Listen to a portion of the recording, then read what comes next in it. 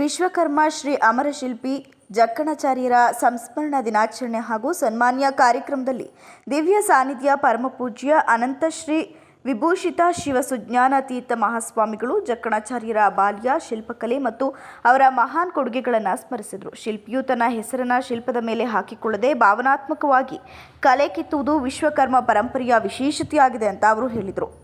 ಶಿಲ್ಪ ರೂಪವೇ ನನ್ನ ರೂಪ ಎನ್ನುವ ವಿಶ್ವಕರ್ಮ ಪರಂಪರೆಯ ತತ್ವವನ್ನು ವಿವರಿಸಿದರು. ಬೇಲೂರು, ಹಳೆಬೀಡು, ದೊಡ್ಡಗದವಳ್ಳಿ ಸೇರಿದಂತೆ ಹಾಸನ ಜಿಲ್ಲೆ ಶಿಲ್ಪಕಲೆಯ ತವರೂರಾಗಿದ್ದು ಕನ್ಯಾಕುಮಾರಿಯಿಂದ ಆಗ್ರಾವರೆಗೆ ವಿಶ್ವಕರ್ಮ ಶಿಲ್ಪಿಗಳ ಕೊಡುಗೆಗಳಿವೆ ಅಂತ ಹೇಳಿದರು. ಬೌದ್ಧ ವಿಹಾರಗಳು ಹಾಗೂ ಕ್ರೈಸ್ತ ಚರ್ಚ್ಗಳು ವಿಶ್ವಕರ್ಮ ಶಿಲ್ಪಿಗಳ ಕೈಚಳಕದಿಂದಲೇ ನಿರ್ಮಾಣವಾಗಿವೆ ಅಂತ ತಿಳಿಸಿದ ಅವರು, ಅಮರಶಿಲ್ಪಿ ಜಕ್ಕಣಾಚಾರ್ಯರ ಸ್ಮಾರಕ ನಿರ್ಮಾಣದಿಂದ ಸಮುದಾಯಕ್ಕೆ ಪುನರುಜ್ಜೀವನ ಸಿಗಲಿದೆ ಅಂತ ಶಿವಸುಜ್ಞಾನತೀರ್ಥ ಮಹಾಸ್ವಾಮೀಜಿ ಆಶಿಸಿದರು.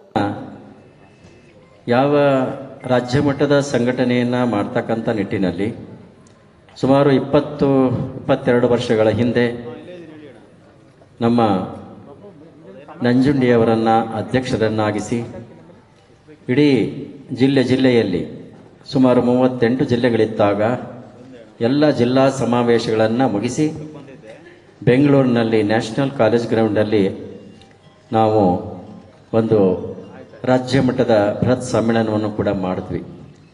ಬಹುಶಃ ಅದರ ಪ್ರತಿಫಲವಾಗಿಯೇ ಸರ್ಕಾರದಿಂದ ಅನೇಕ ಕೊಡುಗೆಗಳು ಸಮಾಜಕ್ಕೆ ಸಿಕ್ತು.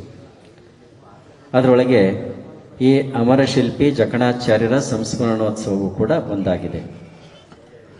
ಬಹುಶಃ ಸಮ್ಮೇಳನಗಳನ್ನು ಪ್ರಾರಂಭ ಮಾಡುವ ಕಾಲದಲ್ಲಿ ಒಂದು ಯೋಜನೆಯನ್ನು ನಾವೇ ನಂಜುಂಡಿಯವರ ಗಮನಕ್ಕೆ ತಂದ್ವಿ.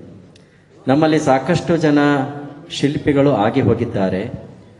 ಅದರೊಳಗೆ ಅತ್ಯಂತ ಪ್ರಮುಖರು, ವಿಖ್ಯಾತರು ಅಂತ ಅಂದರೆ ನಮ್ಮ ಅಮರಶಿಲ್ಪಿ ಜಕ್ಕಣಾಚಾರ್ಯರು. ಇವರ ಬಗ್ಗೆ ಭಾಳಷ್ಟು ಜನರಿಗೆ ಮಾಹಿತಿ ಇನ್ನೂ ಸಿಗ್ತಾ ಇಲ್ಲ. ಅದ್ರ ಜೊತೆಯಲ್ಲಿ ಅವ್ರು ಹೇಗಿದ್ದಾರೆ ಅಂತಕ್ಕಂಥ ಗುರುತು ಕೂಡ ಇಲ್ಲ. ಹಾಗಾಗಿ ಮೊಟ್ಟ ಮೊದಲಿಗೆ ಅವರ ಭಾವಚಿತ್ರ ಅನಾವರಣ ಮಾಡೋಣ ಅಂತಕ್ಕಂಥ ಒಂದು ಕಲ್ಪನೆಯನ್ನು ನಾವಿಟ್ಕೊಂಡು ಅದನ್ನು ಆ ಸಮ್ಮೇಳನಗಳಲ್ಲಿ ಒಂದಾಗಿರ್ತಕ್ಕಂಥ ಕಾರ್ಯಕ್ರಮ ಅಮರಶಿಲ್ಪಿ ಜಕ್ಕಣಾಚಾರ್ಯರ ಭಾವಚಿತ್ರ ಅನಾವರಣ ಅಂತಕ್ಕಂಥದ್ದಾಗಿ ಇಟ್ಕೊಂಡು ಪ್ರಾರಂಭ ಮಾಡಿ. ಇದೇ ವೇಳೆ ಕನ್ನಡ ಮತ್ತು ಸಂಸ್ಕೃತಿ ಇಲಾಖೆ ಸಹಾಯಕ ನಿರ್ದೇಶಕ ತಾರಾನಾಥ್ ಇತರರು ಉಪಸ್ಥಿತರಿದ್ದರು.